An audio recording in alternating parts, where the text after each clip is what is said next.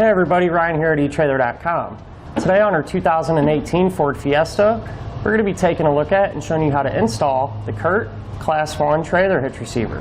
Now this is what our hitch is going to look like installed. Now although it is mostly visible, it is going to provide us with a lot of clearance right here. That way it'll work well with just about any hitch mounted accessory that we're going to use. This is a Class 1 hitch, so it's going to utilize that 1¼ by 1¼ opening. It's also going to have a reinforced collar for extra strength. It is going to have a 1/2 inch size pinhole. And if you need a pin and clip, you can find one on etrailer.com. Now one thing I really like is the safety chain openings. They're going to sit further back. That way you're not going to have to worry about any interference with our pin and clip.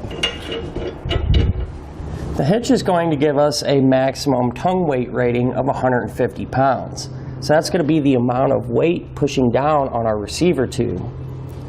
Now the maximum gross trailer weight rating is 1,500 pounds. That's going to be the amount of weight pulling on our receiver tube. So that's the weight of your trailer plus anything you might have on it. Now it is required for all non-trailer loads to use a stabilizer strap. If you need one, you can find it on etrailer.com. And it's always a good idea too to check with your owner's manual to make sure your Fiesta can pull that much weight. Now I'm going to give you a couple of measurements. These are going to help you when deciding which hitch mounted accessories to use. From the ground to the top inside edge of the receiver tube opening is about 10 inches. You're going to use that measurement to figure out if your ball mount needs a drop or a rise. From the center of the hitch pin hole to the edge of our rear bumper, that's about 3½ inches. You're going to use that measurement to figure out if any folding accessories you have can be stored in the upright position without making contact with the rear bumper. This hitch is really easy to install. I'll go ahead and show you how to do it now. To begin our install, we're going to have to lower our exhaust. But before we do that, I like to use a strap that goes across. That way we can lower the exhaust in a controlled manner.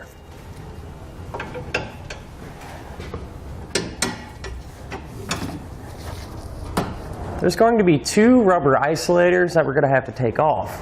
One right here and one right here.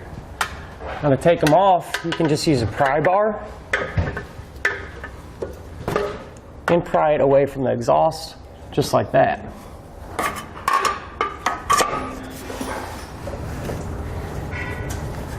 Now we can remove our heat shield. Now there's going to be 3 fasteners just like this that we'll take off to drop it down. It's going to be a 10mm that we're going to use.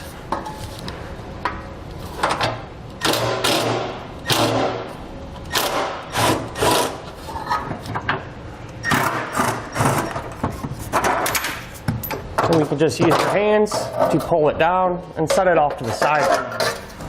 Now we can mark and trim our heat shield according to the diagram and the instructions. Now this is fairly thin, so you can use some tin snips or even a Dremel tool if you have one. We're just going to use some tin snips.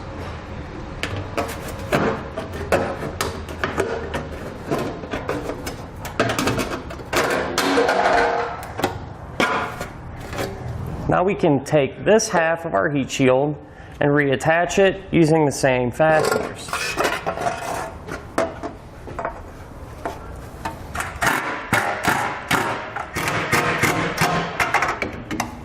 Now we can install our hardware into the frame using the Fishwire technique.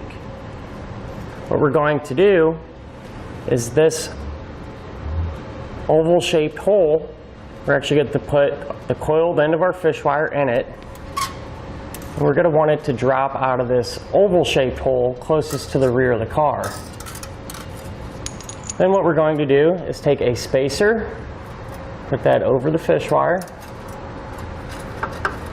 and feed it into the frame rail.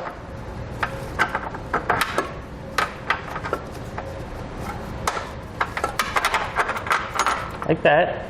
And we're going to take a carriage bolt and thread that into the coiled end of the Fishwire. We're going to feed that into the frame rail as well.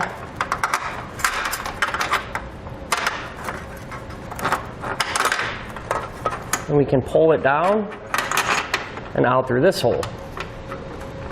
Now we're going to reverse fish wire the hardware in this oval shaped hole closest to the rear of the car.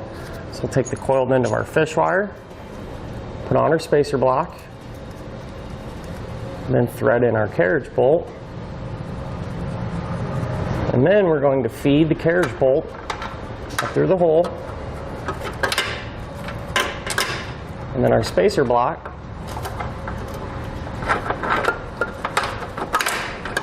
We're going to pull it back down through just like this. Now we're going to repeat that same process to the other side. Now before we put our hitch into place, since the hitch is going to have to sit against the frame rail right in here, it's going to make it a little bit easier and we'll have a little more working room if we completely remove this rubber hanger. So we're just going to grab it with our hand and pull it off like this. Now with an extra set of hands, we can put our hitch into place. Now the driver's side is going to be really straightforward. We'll just put it right up there. However, the passenger side, we're going to have to get our hitch in between that hanger and through the hardware. So we're going to have to angle it,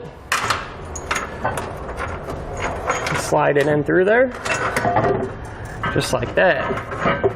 Now we can get one nut started on each side.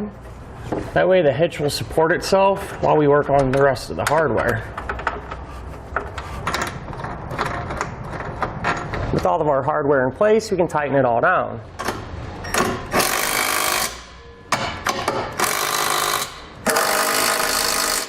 Now we can use a torque wrench to tighten all our hardware down to spec. You can find that torque specification in your instructions.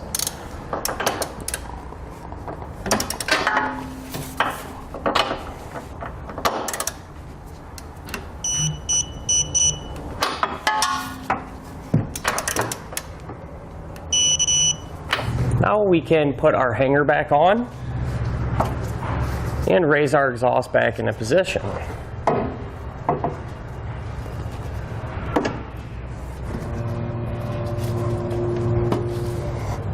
And finally, we can remove our safety strap.